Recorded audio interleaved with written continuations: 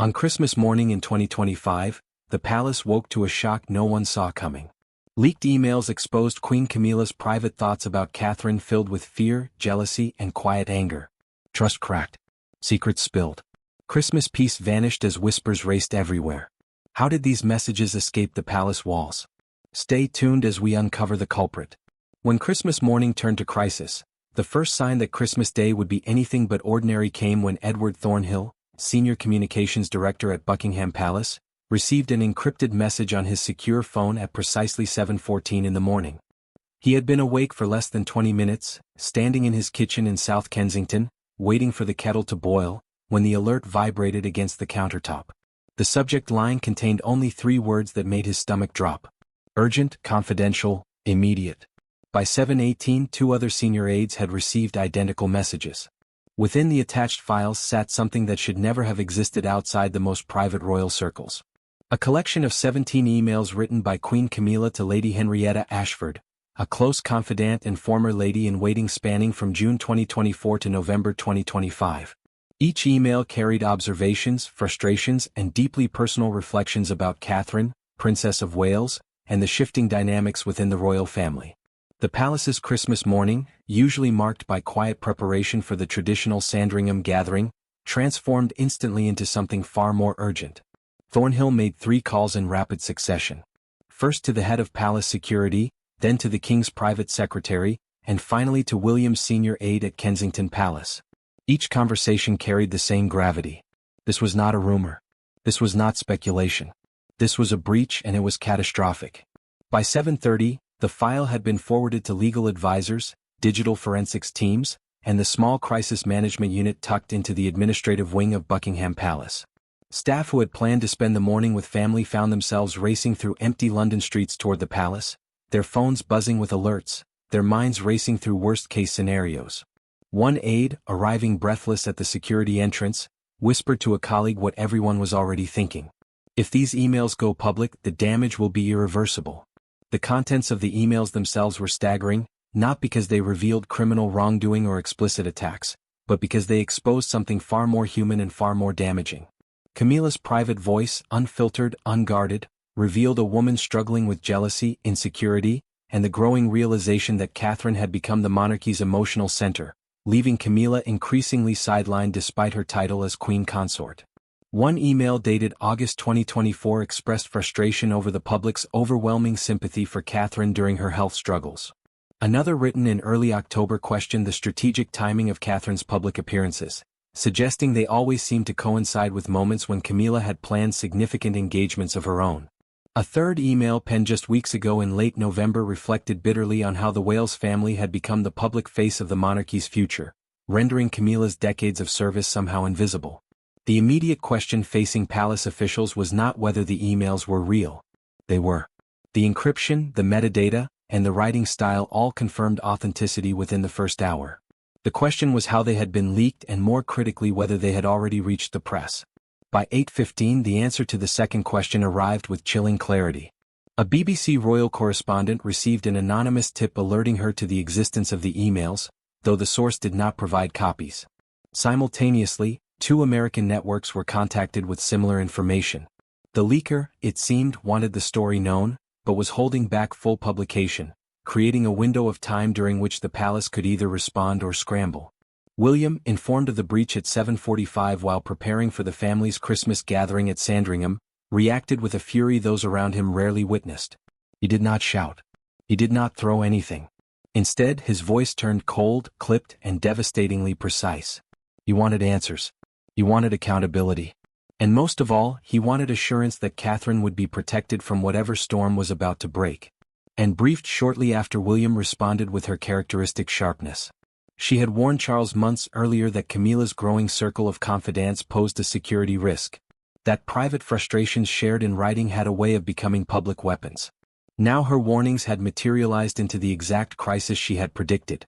Charles himself remained in a state of stunned silence. Aides described him as visibly shaken when shown excerpts from the emails during an emergency briefing at Sandringham. He had always believed Camilla's frustrations were temporary, born of adjustment rather than deep resentment. Seeing her private words laid bare left him struggling to reconcile the woman he loved with the figure now at the center of a scandal.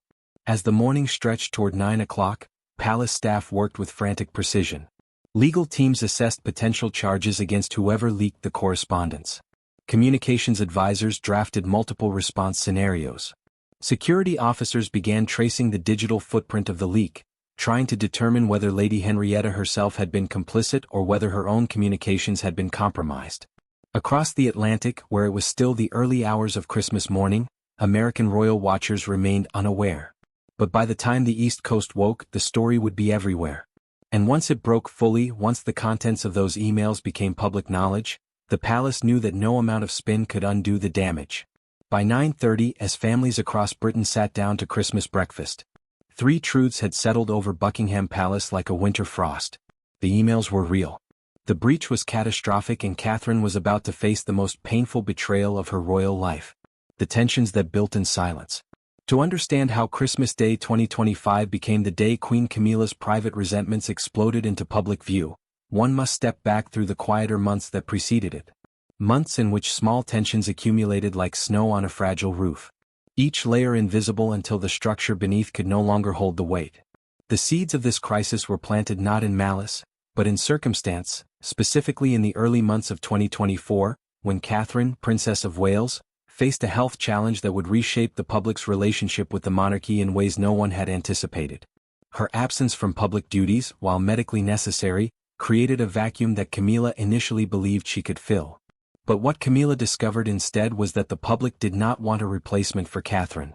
They wanted Catherine herself and they were willing to wait. Throughout the spring and summer of 2024, as Catherine focused on her recovery, the outpouring of affection for her reached levels the palace had not witnessed since the days following Diana's death. Letters arrived by the thousands. Social media campaigns celebrating her grace and resilience trended globally. Older viewers in Britain and America alike spoke of Catherine with a protective tenderness usually reserved for family members, not public figures. She had become, without seeking it, the emotional heartbeat of the monarchy.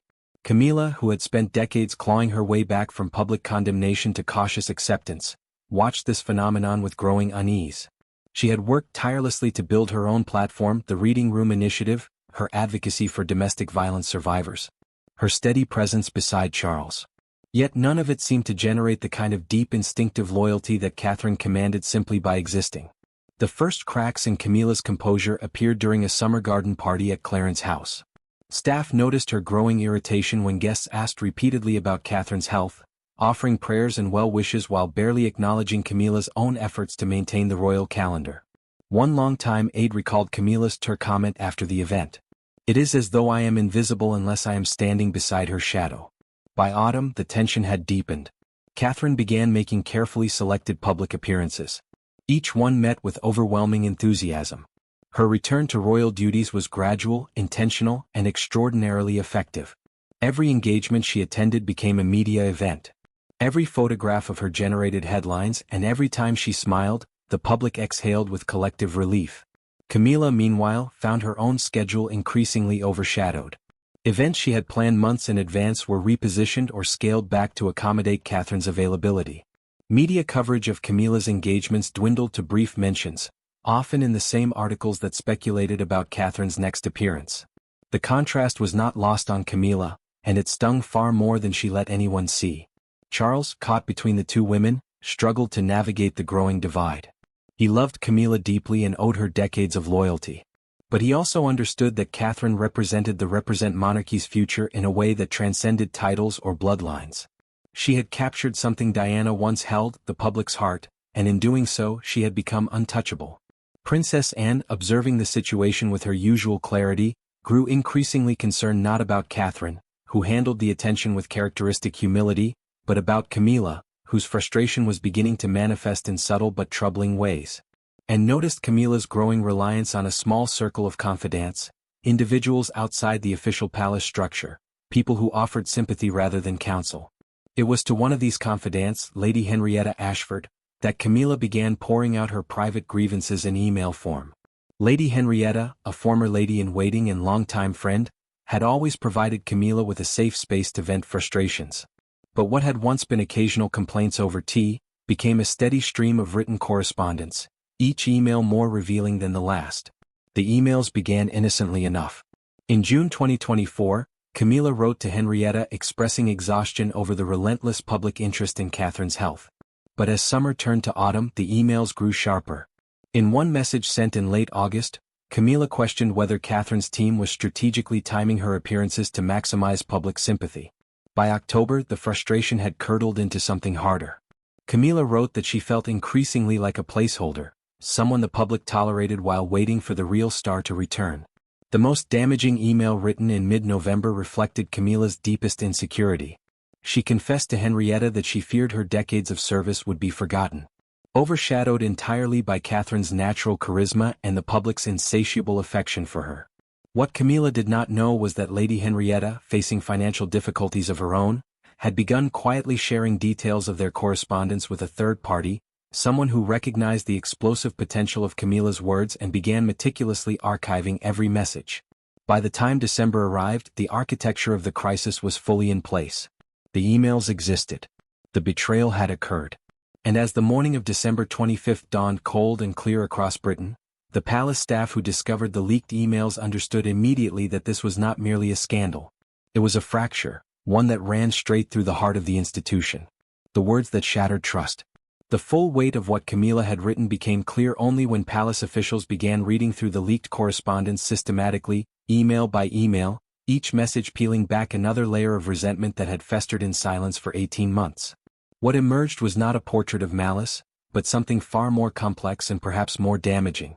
A window into the private jealousy of a woman who had fought for decades to be accepted, only to watch another woman achieve effortlessly what she had struggled her entire public life to attain. The first email, dated June 14, 2024, arrived in Lady Henrietta's inbox just 3 weeks after Catherine's health announcement had sent shock waves through the monarchy. Camilla's tone in this initial message was measured, almost clinical. She wrote of her concern that the palace was allowing Catherine's absence to dominate the narrative, overshadowing the work being done by other senior royals. She questioned whether the communications team had lost perspective, suggesting that while sympathy for Catherine was understandable, the institution needed to remind the public that the Crown's work continued regardless of individual circumstances. The email concluded with a line that would later prove particularly damaging.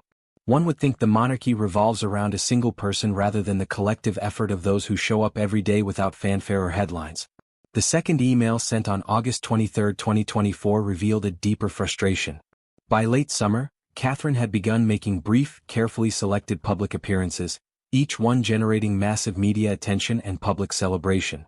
Camilla wrote to Henrietta about her observation that Catherine's returns always seemed to coincide with moments when Camilla herself had significant engagements planned.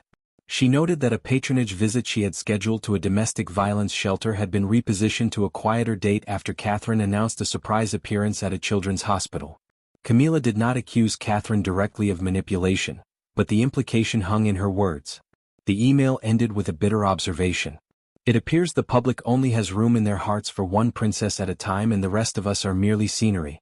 The third email, dated September 30, 2024, marked a shift in tone from professional frustration to something more personal.